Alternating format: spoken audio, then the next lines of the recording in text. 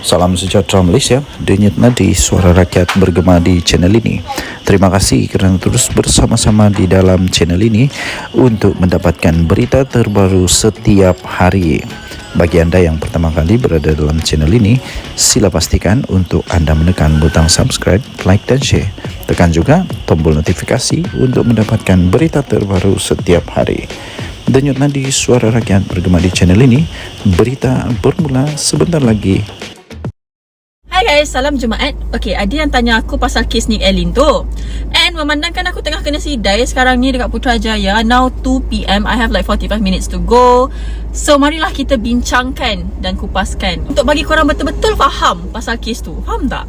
Apakah itu enactment? Apakah itu badan perundangan? Apakah itu competition? Kes ni dia dimulakan oleh dua orang competition.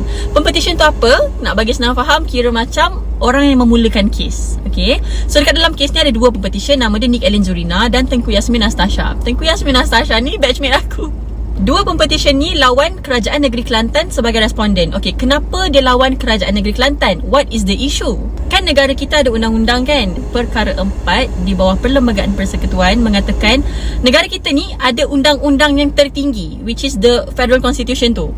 Tapi dekat setiap negeri ada setiap undang-undang diorang sendiri. Faham tak? And now we are talking about Badan Perundangan Negeri Kelantan yang buat undang-undang untuk Negeri Kelantan. Korang kena tahu juga, undang-undang buatan manusia kan boleh berubah. Now, we are talking about Badan Perundangan Negeri Kelantan yang ada kuasa untuk menggubal ataupun buat peruntukan dekat negeri Kelantan sendiri. Contohnya, enactment Kanun Syariah Jenayah 2019. Ada kesalahan-kesalahan jenayah syariah dalam enactment tu.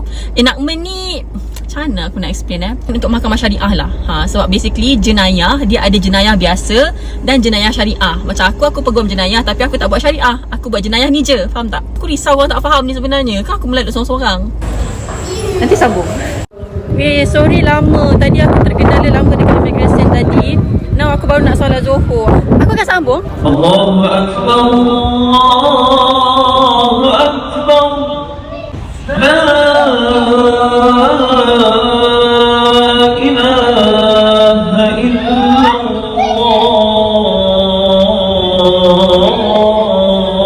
Dah ada 3 orang. Hai. Okay, aku sambung ulas kes Nick Elin tu dekat Masjid Putra. So basically ada 20 section dekat dalam enactment Kanun Syariah Jenayah 2019 tu yang dicabar oleh competition. Basically competition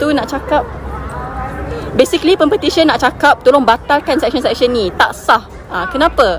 Sebab Badan Perundangan Negeri tak ada kuasa sebenarnya untuk section-section tu. And kenapa pula? Sebab that section bawah bidang kuasa parlimen, bukan bidang kuasa negeri. Section-section tu ada dah dekat dalam kanun kesisaan. Dah ada dah dekat dalam undang-undang yang digubal oleh parlimen. Ambil gambar kau. Boleh. Tak nak gambar individu. Boleh. Kita lighting lah.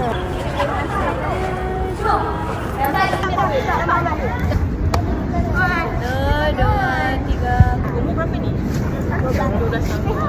Terima kasih. Belajar elok Boleh. Kembar ke? Orang mana? Nah, sini.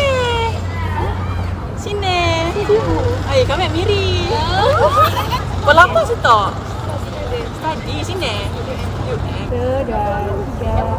Oh, sawak juga. Kita kat sini. Sibuk duduk ni. Nak hujan dah. Ya Allah, tuanku. Aku cepat sikit.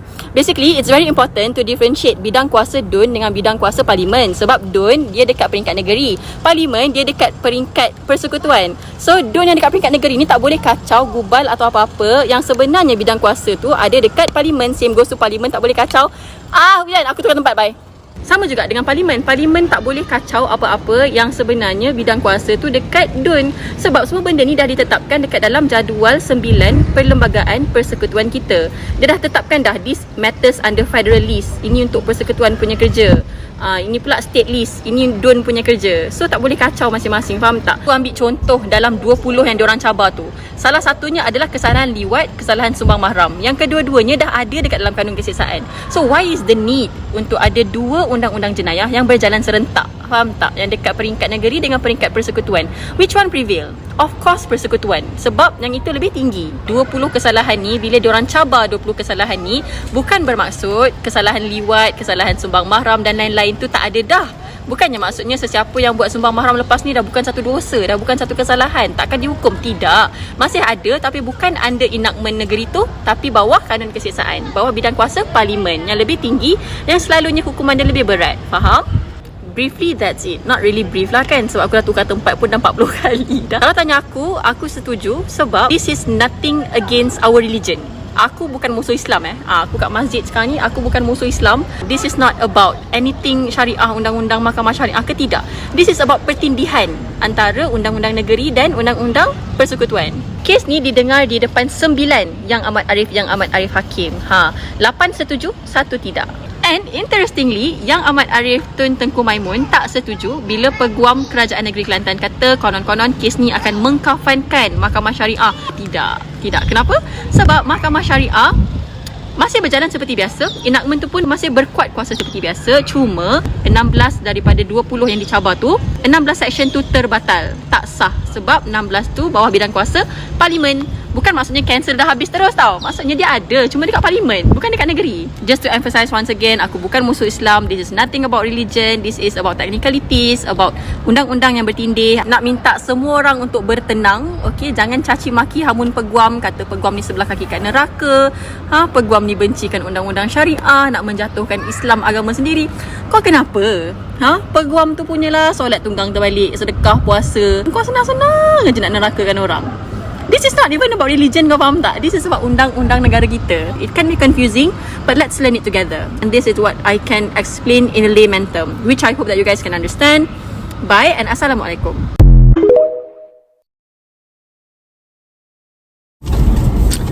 Salam sejahtera Malaysia. Ramai meroyan tak tentu pasal. Tapi tahniah diucapkan kepada polis Diraja Malaysia yang tidak gentar langsung kepada mereka yang kuat meroyan ni. Apa yang meroyan terjadi bila saja Ketua Hakim Negara mengumumkan keputusan, akhirnya Nick Elin mengaku bahawa dia menerima banyak sangat pada lebih daripada 3 ugutan ancaman kepada Nick Elin. Siap sebut nama bapa lagi tu, dia kata di dalam podcast. Kemudian dia buat apa? Dia buat laporan polis. Ini polis bertindak padan muka kepada semua yang meroyan. Kamu tidak faham apa yang sedang berlaku, janganlah cuba-cuba memandai-mandai faham. Lepas itu siap buat ugutan jenayah. Siap buat ugutan jenayah. Apa yang kamu dapat? Hanya kerana kamu menyokong kepada satu pihak, kamu menghancurkan masa depan kamu.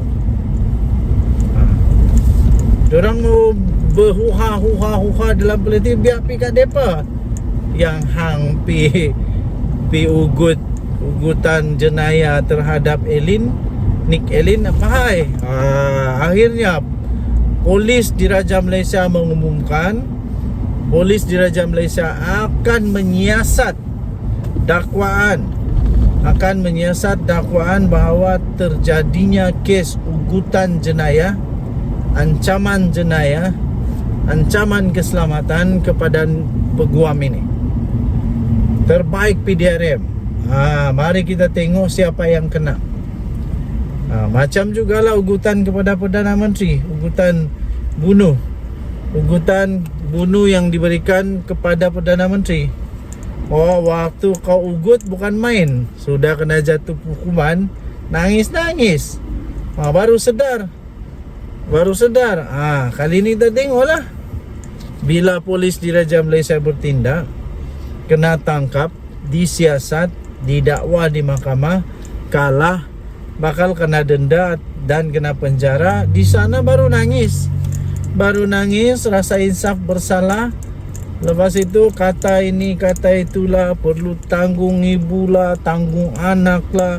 Waktu buat tidak pula fikir ada tanggungan. Apa yang kamu fikir? Kamu ingat kamu hebat sangat kah? Kamu ingat kamu lebih hebat daripada Ketua Hakim Negara kah?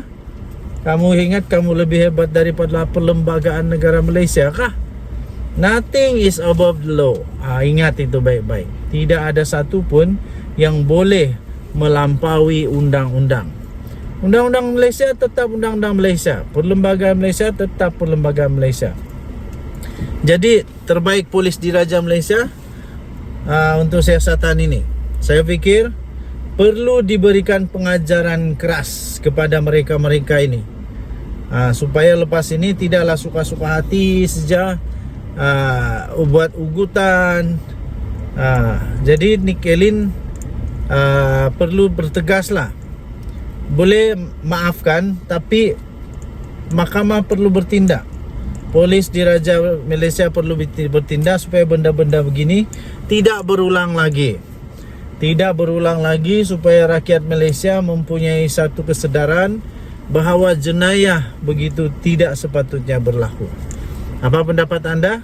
Anda boleh tinggalkan komen. Sila type apapun yang kamu suka untuk type lah di ruangan komen. Dan tadi Suara Rakyat bergema di channel ini. Jangan lupa tekan butang subscribe, like dan share. Malaysia kita punya, cintai Malaysia aku. Kita jaga kita jumpa lagi. Bye bye.